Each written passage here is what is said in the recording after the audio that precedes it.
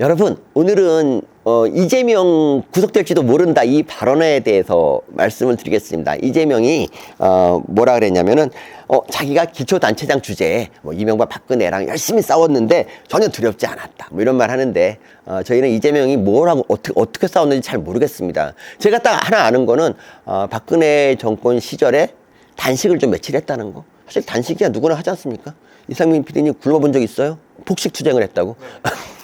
그 단식도 진짜 며칠 하다 말았는데 그게 갖고 계속 싸웠다고 뭐 열심히 홍보하는데 그래서 잘 모르겠고요. 뭐 그게 싸웠으면 나도 못 싸웠잖아. 나 진짜 내가 그때 경향신문 칼럼 쓸 때 뭐 얼마나 내가 필명을 날렸습니까? 내가 더 열심히 싸웠고요. 어쨌든 그래요. 지금 검찰이 뭐 있는 죄도 없는 죄도 만든다 뭐 이렇게 이제 얘기를 하는데 왜 이재명은 여기서 구속될지도 모른다 이런 발언을 했을까? 아주 쉽게 생각할 수 있는 이유는 동정표지 동정표. 그러니까 이런 거잖아. 오늘 아침에 그 여권 의원들하고 이재명이 절을 했어, 절. 그동안 잘못했다고 사과한다고. 이게 뭐야, 선거 다 와가지고 갑자기 왜 그러겠어요? 지금 여론조사가 되게 안 좋고 지금 질 거 확실하니까 지금 이딴 짓 하는 거 아니겠어요? 그리고 이런 말도 해. 2표 차이로 질지도 모른다. 이게 뭔 얘기야? 사실 이게 2표라는 게 대선에서 나올 수 없는 숫자거든요. 그런데 이런 얘기를 하는 건 뭐냐면 예를 들어서 이상민 PD님 나한테 1억 빌려줄 수 있어? 1억? 절대 못 빌려주죠. 그렇지. 왠지 10,000원도 안 빌려줄 것 같은데. 네, 10,000원. 1,000원, 1,000원. 네, 안 돼. 없던 걸로 하고요. 그러니까 이런 식으로 사람은 말이죠. 100만 표 차이가 날 것 같다라고 얘기를 하면은 내가 어차피 찍어도 안 되는구나라고 얘기를 하는 거야. 근데 2표 차이입니다, 여러분. 좀만 도와주시죠. 그러면 결집이 되는 거지. 이재명 찍어서 2표 당선되시자. 이런 아주 얄팍한 수예요, 얄팍한 수. 두 번째가 이거야. 약 치는 거야, 약 치는 거. 이건 김호준이 잘 쓰는 방법인데 예를 들면 미투가 막 터졌을 때 김호준이 이런 말을 합니다. 여권의 유력 인사가 미투 공작을 그러니까 미투 공작을 여권 인사한테 할 것이다라고 하고 진짜 여권 인사가 걸려. 그럼 사람들이 뭐라 그랬어요? 역시 김호준 말대로 여권에 이게 저 야권 애들의 공작이 있구나라고 생각할 거 아니야. 이번에 딥페이크도 마찬가지입니다. 이재명 욕설 파일이 딥페이크로 만들어지고 있다라고 했는데 딱 공개가 되니까 이 클리앙이 대깨문 애들이 벌써 이렇게 말하잖아. 이거 김호준이 말한 그거다. 이건 조작이다. 이렇게 말을 해버리잖아. 물론 이재명이 사과하니까 그냥 물거품 됐는데 어쨌든 이런 식이라는 거야. 이 약을 미리 줘. 그러니까 내가 잘못한 게 되게 많다는 거예요. 근데 이런 사람이 나 구속될지도 몰라라고 하면은 정말 저 사람 무슨 탄압받는 게 아닌가. 그러니까 정권이 바뀌어서 자기가 구속이 되더라도 자기는 억울하게 구속되는 거라는 걸 알리고 싶은 거예요. 그리고 사실 이재명이 그 대장동 사건에서 이제 이재명이 몸통인 건 아시지 않습니까? 뭐 당연히 알죠. 왜냐하면 김문기 씨 유서가 이제 최근에 공개가 됐는데 거기 보면 나와 있어. 뭐 자기가 초과 이익 환수를 3번이나 반대했는데 할 수 없이 그냥 했다는 말도 있고, 그리고 이거에 대해서 보고를 이제 이재명한테 보고를 했다는 그런 재판 이제 발언도 막 나오고 있어요. 그러니까 증거들이 쏙쏙 나오고 있어. 사실 이거는 여기서 이재명을 이걸로 구속을 안 시키면 이건 말도 안 되는 거거든요. 근데 지금 검찰이 그냥 선거 전이라서 혹시 이재명이 될까봐 지금 웅크리고 있는 건데 어쨌든 간에 이걸로도 구속이 될 건데 이 변호사비 대납 의혹 알죠? 이 변호사비 대납 의혹도 이게 뭐냐면 이 변호사비 대납 의혹은 이재명이 뭐 3심까지 가는 동안 그 있잖아요. 공직선거법 허위 사실 그 형을 강제 입원시키려 한 적이 없다 뭐 이런 얘기. 이게 이제 허위 사실로 돼가지고 뭐 3심까지 갔잖아. 뭐 딴 것도 있지만. 근데 여기서 있잖아. 변호사를 갖다 수십 명을 쓰고 전부 다 좋은 변호사를 써요. 이 사람은 평소에는 민변 변호사를 막 칭찬하지만 이럴 때는 또 좋은 변호사를 쓴단 말이야. 근데 그게 얼마겠어, 얼마. 그게 2억 5천 해가지고 변호사비 대납, 그러니까 이 변호사비 해결했다는데 2억 5천이 말이 안 되거든요. 그래서 이 변호사비 대납 의혹이 나왔는데 그 의혹 제기한 사람이 친문이에요, 친문. 어쨌든 근데 그분이 했는데 그 녹취 파일 들어봤어요? 대납 의혹 그거에 대해서? 그런 거 들어봐야 돼. 우리가 들어봐야 이기는데 그게 막 조작됐다고 막 얘네들이 하잖아? 막상 들어보면 신빙성이 있어요.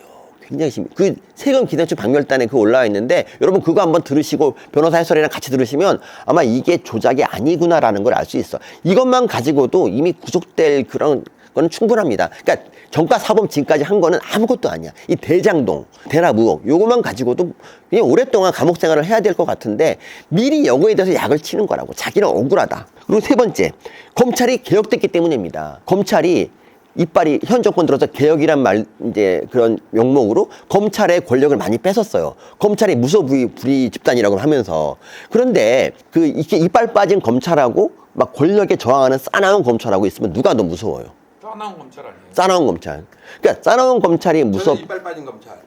그 싸나운 검찰한테 물어뜯겨 본 적 있어요? 아니요. 그렇지.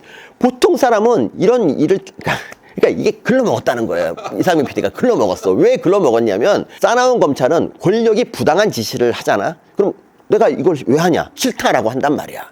이빨 빠진 검찰은 저거 가서 뭐 물어 그럼 문단 말이에요. 그러니까 이상민 PD 별로 죄 없잖아. 없나? 어제 몇 끼 먹었어요. 미안해. 어쨌든 그런 말도 안 되는 걸 가지고 물게 할 수 있는 게 바로 이빨 빠진 검찰이고 현 정권에서 검찰이 그런 존재로 전락했어요. 왜냐하면 그 권력에 저항하는 수사를 했던 사람들이 어떤 꼴을 당하는지를 이 검사들이 똑똑히 봤거든요. 그러니까 그 예를 들면 조국 수사를 했던 검사들 다 뭐 지방으로 전출됐고 핵심 인사 중에 하나는 세상에 통영 가서 조국 재판 한번 딱 왔다 갔다 하면 하루가 다가 하루가 이게 무슨 일을 할 수 있겠냐고. 그렇다고 또 안 갈 수도 없어. 왜냐하면 사건이 너무 복잡하면은 수사를 한 검사가 이 공판에 있어야 되거든요. 그래야 알 수 있는데 지금 그런 거를 거의 불가능하게 만들고 지금은 아예 수사한 검사가 재판에 참여 못하도록 하는 그런 법안도 막 만들고 있어요. 그러니까 이런 식으로 검찰을 무력화하는데 이거 옛날 같으면 검사들이 이거 저항하고 권력이 시키는 거 다 안 하고 권력이 시킨다고 하는 게 아니라 나는 검사다 하고 기계를 보이는 검사가 예전에 있었어. 왜 그랬냐? 그때는 옷을 벗으면 변호사 개업하면 되거든요. 근데 지금은 변호사 개업하면 폭망해요. 지금 김남국 같은 그런 로스쿨 변호사들이 1년에 3,000명씩 쏟아져 나오고 있잖아요. 그들하고 경쟁해서 그 나는 사법시험 붙었다라고 검사 출신이다 이런 거 갖고 해봤자 그렇게 크게 먹히지도 않아요. 남국이가 뭐 나는 10,000원에도 해줘요. 이렇게 하면 거기 간단 말이야, 사람들이. 그래서 안 돼. 그래서 지금 검사들이 이런 말도 안 되는 상황에도 그냥 눈물 딱 머금으면서 그냥 그러고 있어요. 이런 상황에서 검찰이 어떻게 저항하겠냐고. 윤석열 총장 같은 분도 그렇게 그냥 1년 반 저항하다 그냥 결국 옷을 벗었는데 이게 참 슬픈 일입니다. 그러니까 이재명은 만약에 정권이 바뀌면 저 말 잘 듣는 그런 검찰들이 자기를 물어뜯을 것이다. 지금은 정권이 보여주고 있거든요. 말 안 듣는 검찰이, 그러니까 말 잘 듣는 검찰이 정권 측에는 굉장히 유리하다는 거. 그러니까 예를 들면 이재명의 그 변호사비 대납 의혹 있잖아요. 지금 수사 하나도 안 되고 있는 거 알죠? 왜 수사가 안 될까? 원래 그게 중앙지검에 배당이 됐어요. 근데 그거를 갖다 갑자기 수원지검에다 배당을 하더니 3개월 동안 수사를 안 해. 그리고 그 제보자가 심지어 죽어버렸어. 왜 수원지검은 수사를 안 했을까? 모르지. 수원이 멀어서 그런 얘기 하지 마. 그 검사장이 신성식이야, 신성식. 신성식은 정권 편이었고 조국 사태 때부터 그 이후에도 계속 윤석열 징계 때 아주 앞장섰던 그런 대표적인 친여 검사예요. 그러니까 수원지검만 딱 가면은 이제 사건이 거기서 끝이야. 신성식 같은 사람이 만약에 정권이 바뀌잖아. 그럼 어떻게 되겠어요? 앞장서서 이재명을 갖다 바치는 거예요. 이게 바로 이빨 빠진 검사, 쓸개 없는 검사의 특징이지.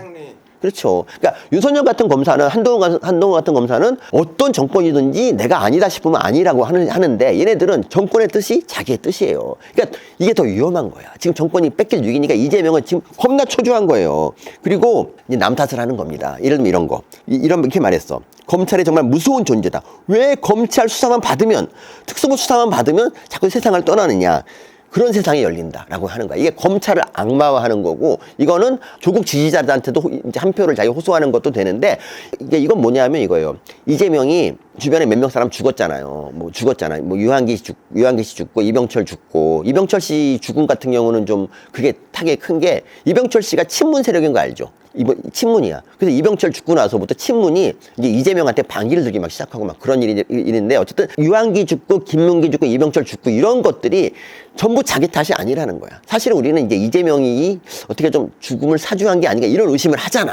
근데 이거는 내 탓이 아니고 이제 그 검찰 탓이라는 얘기를 다시 한번 강조하는 거야. 그리고 사실 이게 이런 자기 구속될지 모른다는 말이 이재명한테 처음 나온 거 아니에요. 작년 10월인가 이런 그 서른 의원 있잖아. 서른이 이낙연을 밀었어요. 근데 그 사람이 이런 말을 해. 아니 그 대장동 같은 그런 것도 있는데 이재명 후보 구속될지도 모르는데 이런 사람을 우리가 후보로 밀어야 되느냐 이런 말을 먼저 해. 그래서 뭐라 하냐? 상식적으로 볼 때 유동규가 지금 배임 혐의로 구속돼 있는데 그 위에 있는 시장이 설계했다고 본인 스스로 이야기를 했다. 이재명이 성남시장인데 그럼 이거는 이재명이 구속되는 사유가 아니냐라고 먼저 말을 했거든요. 이거는 굳이 그러니까 이재명이 한 말이 별로 사실 새로운 말이 아니야. 그러니까 정상적이라면 이재명은 구속되는 게 맞는데 이재명이 거기 그런 사태에 대비해서 그냥 약을 치면서 정권을 안 뺏기도록 그냥 한 것이다. 뭐 이런 얘기예요. bunku로설이죠. 예. 그 깨시연 이분들이 지금 윤석열을 지지한다고. 그러니까 그게 이제 이병철이라고 친문 세력이 변호사비 대납 의혹을 이제 제시했던 그 사람이 죽고 나서부터 사람들이 이제 이건 아니다 생각이 드는 거예요. 그러니까 그 사람이 물론 이제 뭐 직접 죽인 건 아니지만 그 사람이 그 죽는 걸 보고 왠지 그 섬뜩하잖아. 어쨌든 간에 이재명은 충분히 대동맥도 터트릴 사람이라는 생각이 좀 들지 않겠어요? 그 선거에 어떤 영향이 있을까요? 그런 움직임들이.